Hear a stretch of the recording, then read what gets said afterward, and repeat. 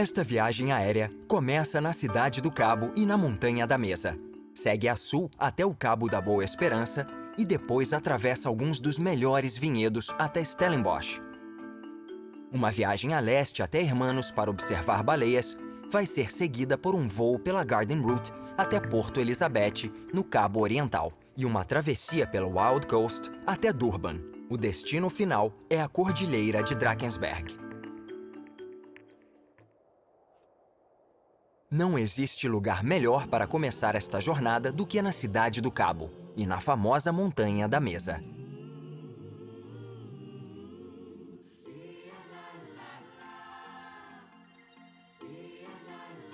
Da montanha é possível ver a cidade toda. Ela mede 3 quilômetros de comprimento e 1.000 metros de altura.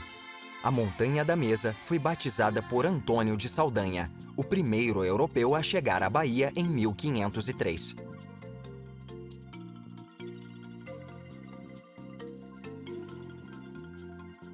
De um lado da montanha fica o Pico do Diabo e do outro a Cabeça do Leão.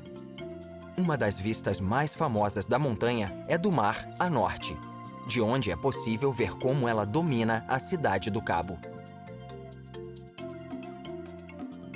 É comum ver o topo da montanha coberto pelo que parece uma toalha de mesa branca. Nuvens são formadas pelo encontro do vento sudeste quente que sobe o monte com o ar mais frio do cume.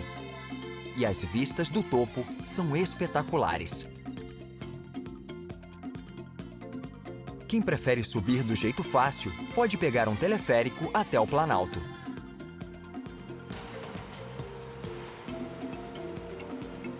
Na sombra da montanha, foi construído um memorial para um homem que, acima dos outros, teve um papel importante e polêmico na história da África do Sul. Cecil Rhodes. No fim do século XIX, ele usou sua riqueza para construir um império britânico no Novo Mundo, com concessões para a mineração e a criação de protetorados britânicos como a Rodésia. Ele sonhou que seu império se estendesse da Cidade do Cabo até o Cairo. A Cidade do Cabo é cosmopolita e um famoso destino para turistas. Seu desenvolvimento ao longo dos séculos teve influências holandesas, britânicas e malaias do Cabo. Hoje em dia, prédios modernos dividem a cidade com construções históricas, como a grandiosa prefeitura, edificada em 1905, e o Castelo da Boa Esperança, que data de 1670. Uma nova construção de destaque na cidade é o estádio de futebol em Greenpoint, na costa. Ele tem capacidade para 68.000 pessoas e foi feito para a Copa do Mundo de 2010. Perto do estádio encontra-se a antiga Victoria and Alfred Waterfront, que no fim dos anos 1980 foi se tornando uma área residencial e comercial, com restaurantes e hotéis caros, incluindo uma ilha com 40 quartos, cercados por outros apartamentos luxuosos.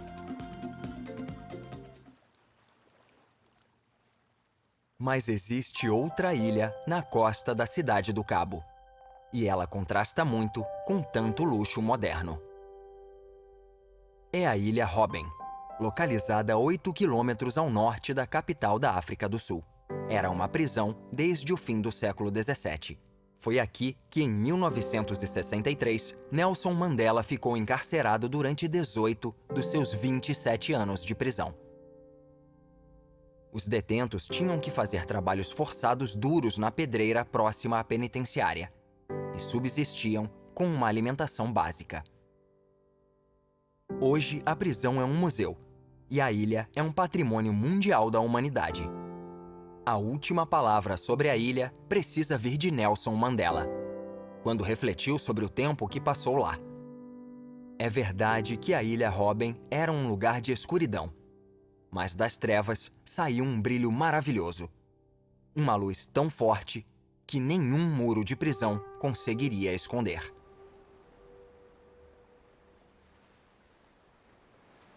Existe outro contraste entre o centro da Cidade do Cabo e os municípios na periferia.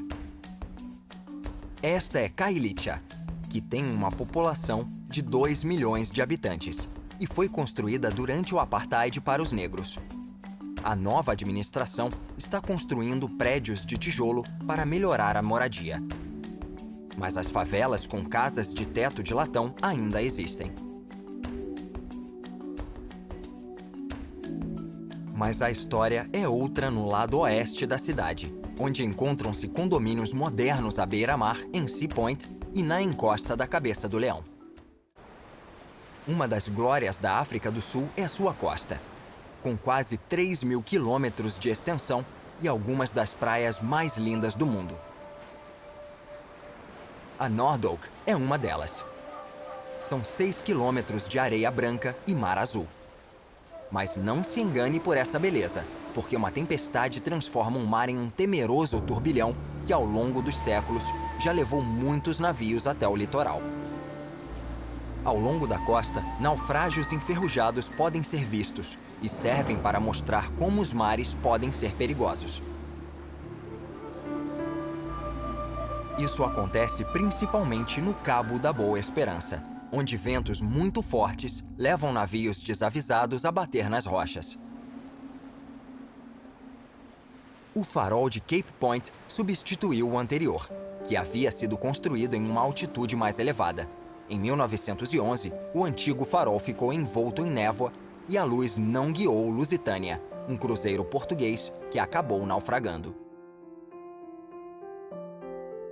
Não havia farol nenhum em 1488, quando o explorador português Bartolomeu Dias foi o primeiro a atravessar o cabo. Ele construiu uma cruz que depois foi substituída por esta réplica, como um memorial à sua façanha. Marinheiros atuais usam a cruz como um ponto de referência. Os padrões climáticos na região do Cabo fazem muito bem aos vinhedos. A África do Sul é um dos maiores produtores de vinho do mundo desde a colonização holandesa no fim do século XVII. Estas são algumas das mansões históricas muito bem preservadas na sombra da Montanha da Mesa, em Constantia. A região vinícola principal fica a leste da cidade do Cabo, em Stellenbosch. Uma das propriedades mais antigas é a Boschendal, construída em 1685. A mansão sofreu alterações ao longo dos anos. A versão atual foi construída em 1812. É hora de ir até a costa. Há um ótimo lugar para observar baleias. Hermanos. No século XIX, quando baleias eram vistas, os barcos zarpavam para começar a matança. Hoje em dia, as armas foram trocadas por câmeras. Baleias francas podem ser vistas de junho a dezembro, quando dão à luz, protegidas pela baía. Essas enormes criaturas são encontradas com seus filhotes perto do litoral, flutuando com tranquilidade na maré.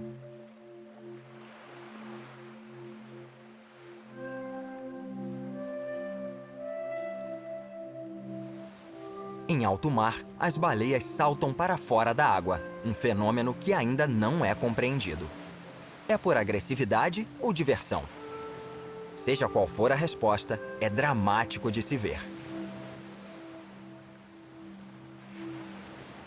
Um dos trechos de costa mais famosos do país atravessa o Cabo Ocidental e o Cabo Oriental.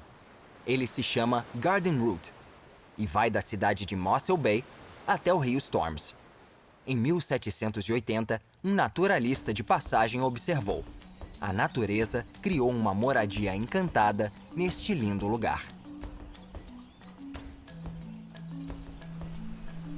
Pontos fantásticos, como uma costa dramática, atraem muitos turistas.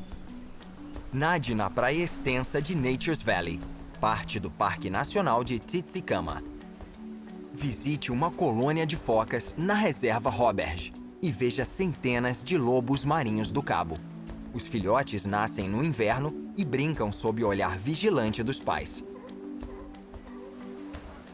Na Otter Trail, as pessoas voltam à natureza. Os poucos visitantes só têm algumas instalações no caminho para usar.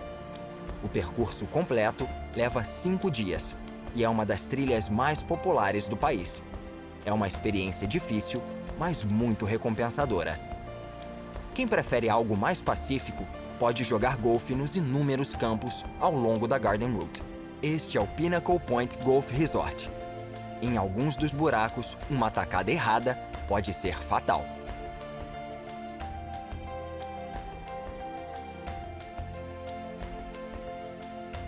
A ponte sobre o rio Bloukrans é a mais alta do mundo. E o lugar perfeito para saltar, preso a uma corda de bungee jump, claro. O Guinness, livro dos recordes, faz várias menções à ponte.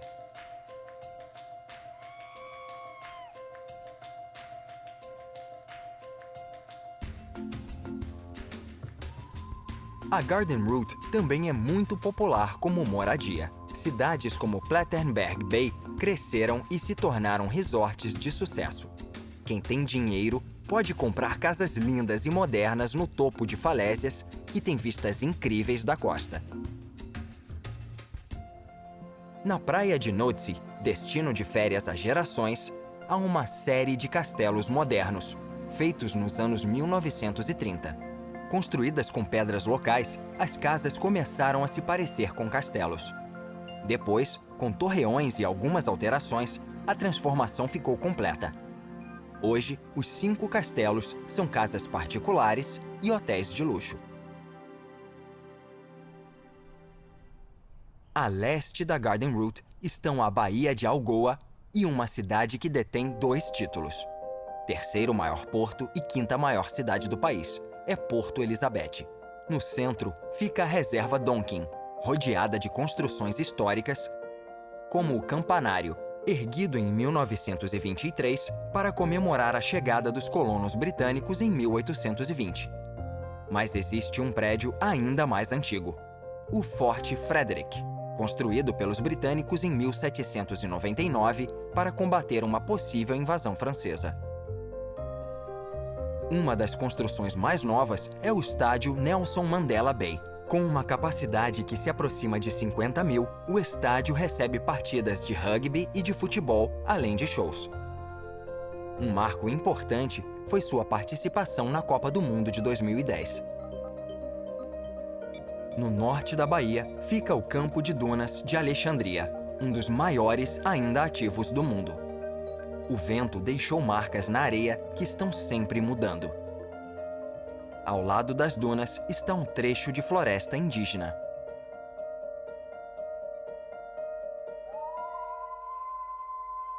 A fauna é um dos bens mais preciosos da África do Sul. Perto de Porto Elizabeth fica o Parque Chamoari, a maior reserva particular do país e dono de um dos maiores programas de conservação do mundo. A região de 24 mil hectares conta com vários chalés e oferece aos visitantes a oportunidade de ver elefantes, rinocerontes, búfalos, leões e leopardos. A maioria das criaturas é tímida e o helicóptero faz com que elas se escondam.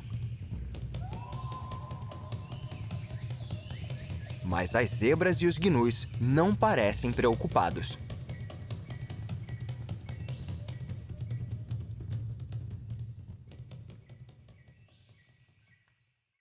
O próximo trecho de litoral é o mais dramático e mais lindo. É a Wild Coast. É uma região com uma beleza incrível e um desenvolvimento muito baixo. Comunidades ainda seguem tradições antigas e grande parte da terra pertence aos moradores. Uma dessas tradições é levar o gado para a praia. Não tem capim nem água potável, mas como humanos, eles querem relaxar, dormir e pensar na vida. Isso pode ser visto ao longo de toda a Wild Coast. O ponto mais icônico da costa é o Hole in the Wall. Esta enorme falésia se separou do continente há milhares de anos. E a rocha mais fraca do centro sofreu erosão, deixando um buraco. Os habitantes locais o chamam de Lugar do Trovão, porque quando o mar arrebenta no buraco, o barulho parece ser de trovão e pode ser ouvido de longe. A erosão criou um lugar seguro para as pessoas nadarem. É um dos locais mais populares da Wild Coast.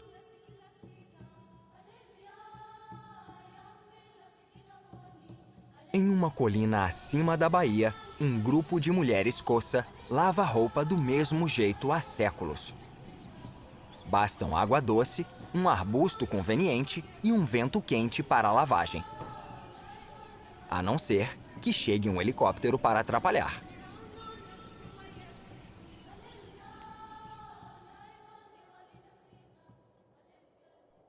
No interior, casas redondas chamadas de rondavéus são encontradas em grupos, rodeadas por hortas e cercados para gado. Elas são construídas do jeito tradicional, sapê com paredes de terra e estrume de vaca. Essas casas redondas são encontradas na costa leste inteira. Em alguns lugares, o sapê foi substituído por latão e as paredes são feitas de cimento ou tijolos, mas a forma continua igual. Construídas originalmente sem nenhum serviço, hoje muitos têm acesso à eletricidade e água encanada, com um banheiro no lado de fora.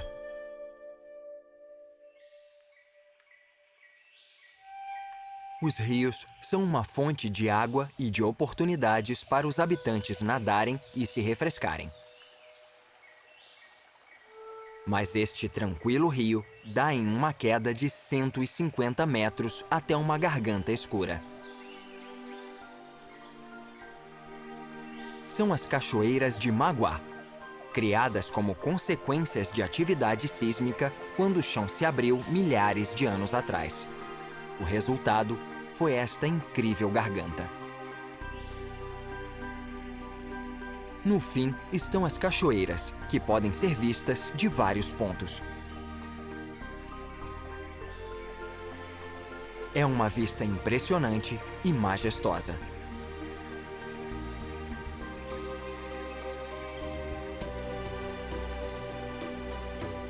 Estas raras cachoeiras também são impressionantes porque dão direto no mar. Não existem muitas assim no mundo. Na Wild Coast, há duas. Esta é Waterfall Bluff, onde a água despenca por quase 60 metros de altura. As cachoeiras atraem visitantes o ano inteiro, apesar de estarem numa região distante da Wild Coast. Outro motivo para visitar esta parte da costa é ver as formações rochosas maravilhosas, como a Cathedral Rock.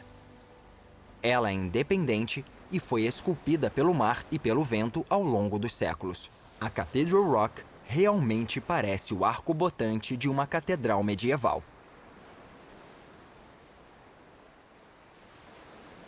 Passando pela fronteira, em KwaZulu-Natal, a produção de cana-de-açúcar emprega muitas pessoas em áreas rurais. E a maior parte do açúcar do país vem desta região.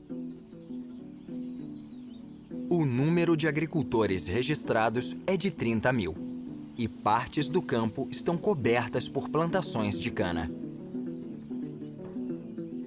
Quando a cana é cortada, vai para a moenda. Esta fica na praia de Besley, perto de Durban. O cheiro delicioso de cana queimada é levado pelo vento até quilômetros de distância. É hora de subir a costa e conhecer a terceira maior cidade do país e o porto mais movimentado, Durban.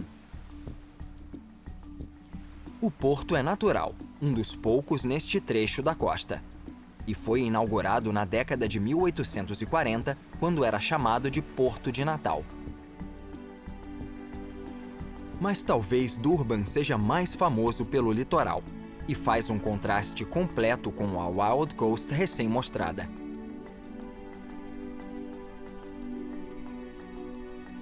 Todos os ingredientes de um tipo diferente de turismo podem ser encontrados: parques temáticos, enormes hotéis e cassinos.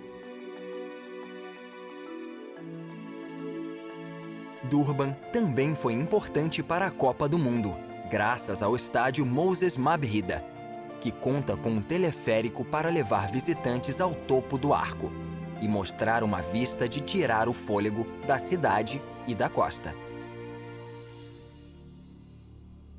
No interior de Durban está o Vale das Mil Colinas, que faz parte do Reino Zulu, fundado no início do século XIX por Shaka Zulu.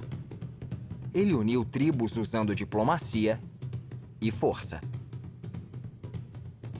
No auge do Império, Shaka tinha um exército de mais de 50 mil guerreiros. Hoje, a região está cheia de pequenos vilarejos e fazendas que pontuam esta bela paisagem e mudaram muito pouco ao longo dos séculos. E durante séculos, o rio Ngeni correu na Howick Falls. Os Zulus chamam a cachoeira de Kwanogaza, que significa lugar do alto.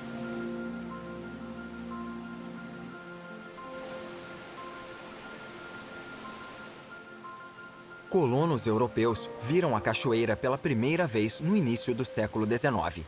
Quando o rio encheu, alguns perderam a vida tentando ir contra o fluxo dele.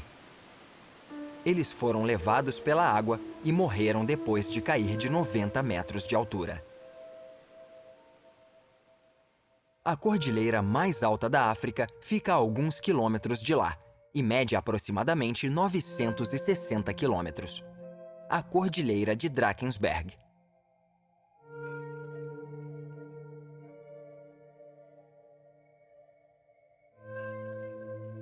O nome Zulu para a montanha é Umhlanga, que significa barreira de lanças. Em Afrikaner, é Drakensberg, ou Montanhas Dragão. Lá, abutres planam com um ar ascendente. Ao norte, é possível encontrar outra formação rochosa natural espetacular, o anfiteatro. É uma das vertentes mais impressionantes do mundo e é o destaque do Royal Natal National Park.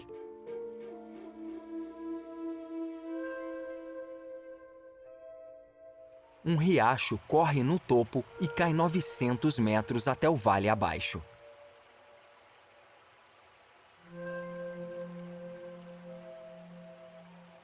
As cataratas do Tugela são a segunda maior cachoeira do mundo. Ficam devendo apenas 30 metros para o Salto Ángel, na Venezuela.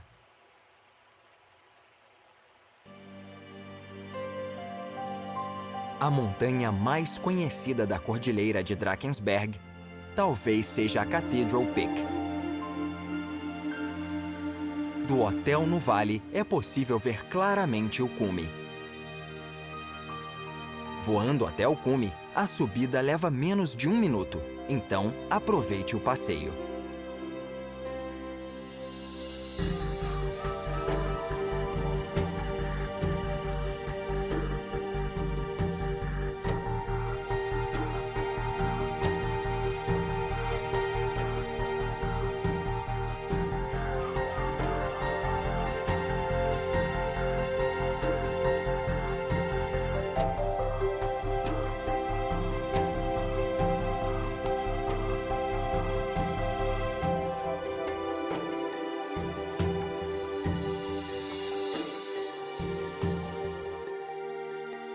A vista do topo de Cathedral Peak é espetacular e é o lugar perfeito para o fim desta jornada.